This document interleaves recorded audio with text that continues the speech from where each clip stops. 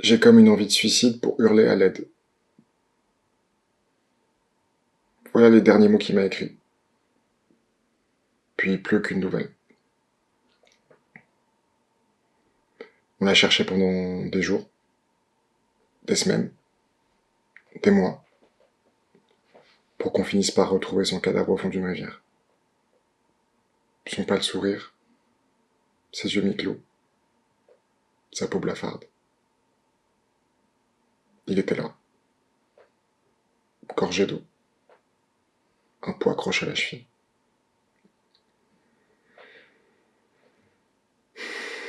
Il n'a laissé derrière lui qu'un cri du passé. Un jour, sa mère m'a appelé pour me dire qu'on avait retrouvé mon ami. Seulement, c'était que ça. C'est marrant de tomber amoureux de son ami, de l'embrasser, de coucher avec lui. Vous pensez pas? C'est étrange aussi de devoir cacher son amitié. Parce que si vous la montrez, vous vous faites lyncher dans la rue. Parce que si vous l'affichez au grand jour, votre propre famille vous vomira à la gueule de son dégoût. C'est étrange aussi que ceux qui vivent ce genre d'amitié adorent se trancher les veines, qui sont plus nombreux à se pendre, à s'égorger, ou à se foutre un flingue entre les dents. Étrange lubie, non? Mais vous comprenez pas. Pour vous, y a pas de différence. Un hétéro, c'est pareil qu'un gay, ça vous en êtes sûr. En revanche, quand c'est dans la famille, alors là, faut commencer à prouver. Faut commencer à montrer des certificats, à prouver que on a déjà goûté une chatte avant de dire qu'on n'aimait pas.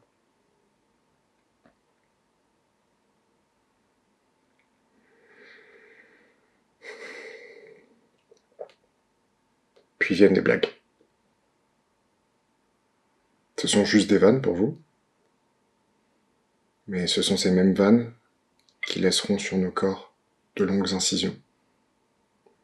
Une de ces folies qui te pousse à t'éclater le crâne sur le bitume, qui te fait suffoquer sous la gravité, ou qui te noie dans des rivières. Comme si dès qu'on avait une bite dans la bouche, on devenait hermétique à l'humour, ou à l'autodérision.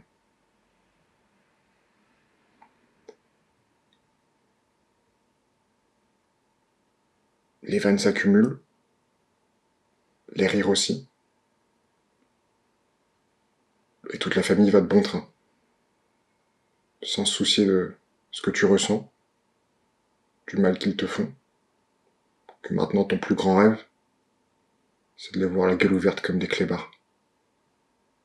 C'est de les voir les entrailles ouvertes, sur le sol, dégoulinant sur une nouvelle terrasse, sur un nouveau carrelage acheté par l'autre charogne, les globes oculaires laissés ouverts et vides, pour qu'enfin ils puissent te voir. Putain, mais vous êtes incapables. Vous êtes juste foutus de bouffer. Vous en foutre plein la gueule, plein la panse là.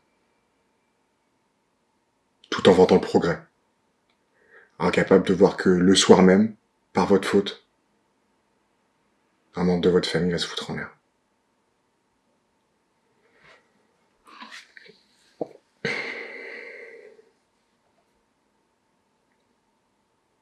Et puis, à l'enterrement, vous suivrez tous comme des moutons. Vous direz que vous comprenez pas, qu'il était souriant, que tout allait bien, que vous avez passé une bonne soirée, que rien ne laissait présager qu'il allait faire ça. Et vous l'avez tué. Vous l'avez tué. Les marques de votre haine encore béantes au bras.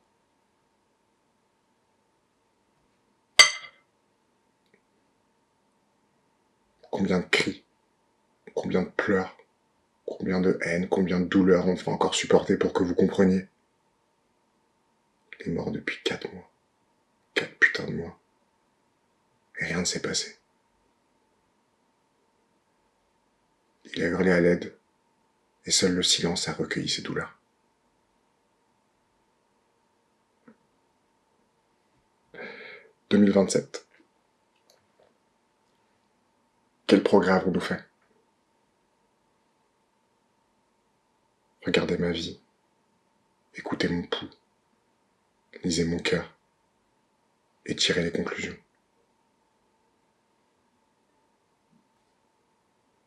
À moi aussi, on m'a arraché la chose la plus chère, le truc le plus précieux au monde.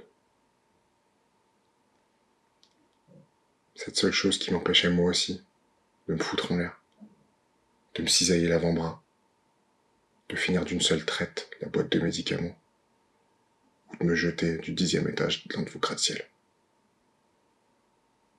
Et ça, personne ne le sait. Personne ne s'en rend compte. C'est su que par moi. C'est une de ces histoires qui n'est connue que par celui qui l'aime, qui restera dans le silence, dans l'oubli.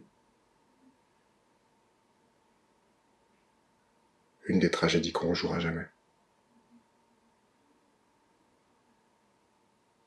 Que dire de plus?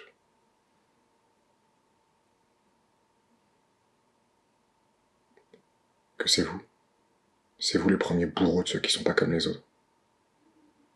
Que tranquillement, ceux qui travaillent, ceux qui bossent dur, ceux qui ont bonne conscience, vous avez du sang sur les mains. Du sang des gens de votre propre famille. Et que vos paroles sont autant de cicatrices laissées sur nos corps. Que quand on a 19 ans, que l'espoir nous a déjà abandonnés, qu'une grande partie de notre courte vie doit être tue, rendue muette, pour pas froisser les salopards de sa famille, pour pas brusquer, pour pas gâcher le repas préparé lentement par l'autre charogne.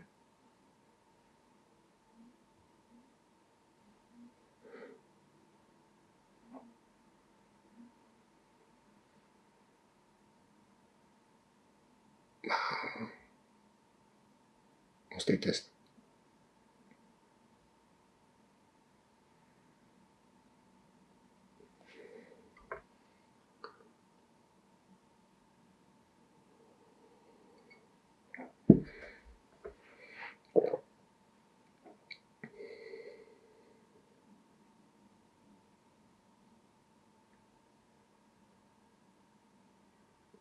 C'est que nous, on veut juste vivre en paix. Tout ce qu'on veut, c'est pouvoir marcher dans la rue, main dans la main avec celui que t'aimes, sans avoir en tête les innombrables cadavres, les visages fracassés, de ceux qui se sont fait lyncher, juste parce qu'ils ont osé être ceux qui sont. Ceux qui ont fini à l'hôpital. Parce que ceux pour lesquels vous avez voté ont décidé d'arrêter de nous protéger. Qui ont décidé de nous jeter en pâture à leurs bêtes déchaînées. Et là, tu te rends compte que ta propre famille vote pour ton avenir. Que ta propre famille vote pour ton anéantissement. Qui sont là, assis tranquilles sur leur canapé. Et que tous les jours, ils regardent et ils applaudissent. Ceux qui appellent à ta propre mort. À celle de tes amis. Ou des gens qui te ressemblent. Puis à partir de ce moment-là, tu captes que ta famille sera plus jamais un lieu sûr. Que ce sera avant tout une fosse commune. Dans lequel celui qui sera le plus dans la norme sera le plus beau des cadavres. Que les liens du sang s'oublient comme une pipe en boîte.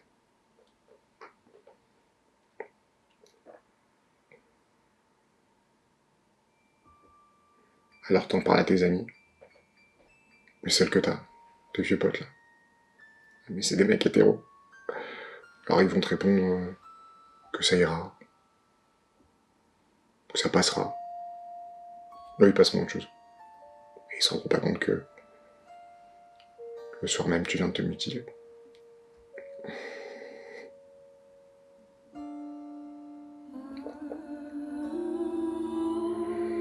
Parce qu'ils reprendront les blagues.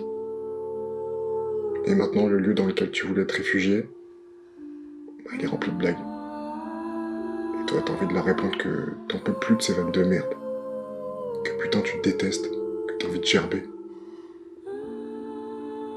Que ton reflet dans le miroir te dégoûte. Que tu détestes ton homosexualité.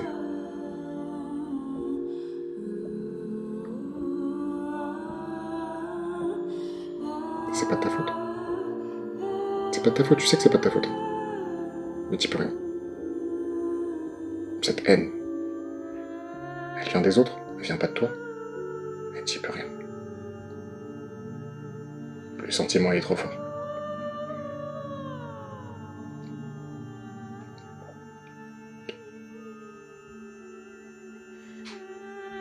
Alors tu quittes la soirée. En larmes. Incapable de respirer. Enchaîner le plus de clubs possible. Pour qu'il y ait enfin quelques instants où le monde devient silencieux. Qu'il y ait un moment où tu penses pas. Qu'il y ait un moment où ton esprit arrête de produire une nouvelle idée noire quand au loin passe une voiture.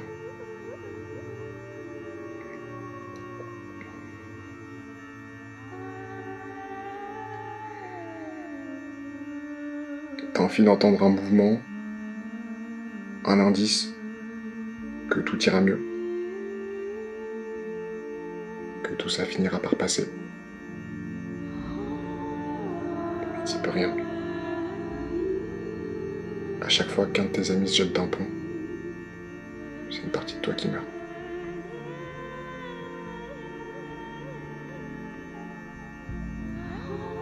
T'espères capter dans le mouvement du vent un appel vers un monde inespéré, un monde parfait. Mais le réel te rattrape.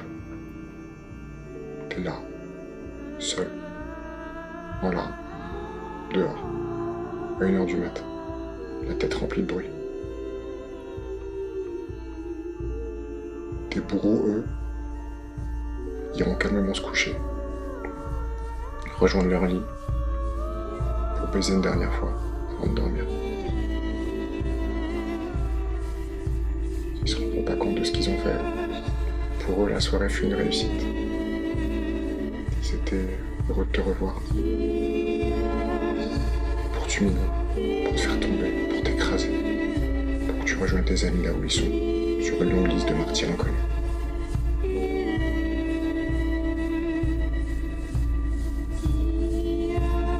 Alors tu t'arrêtes à un arrêt de bus. Incapable de bouger même la jambe. Tout juste en capacité de fumer, de continuer, pour tomber inconscient. Est-ce que c'est ce... Est-ce que c'est ce que tu veux? Rien que le silence.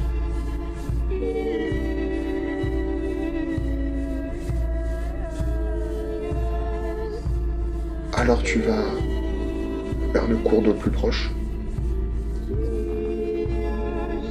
Tu cherches un rocher assez gros pour réaliser ton dernier rêve.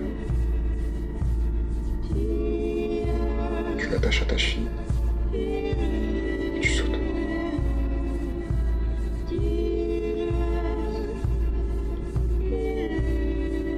Voilà pourquoi il est mort.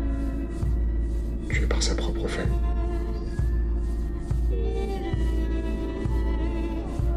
Il ne restera plus qu'un nom.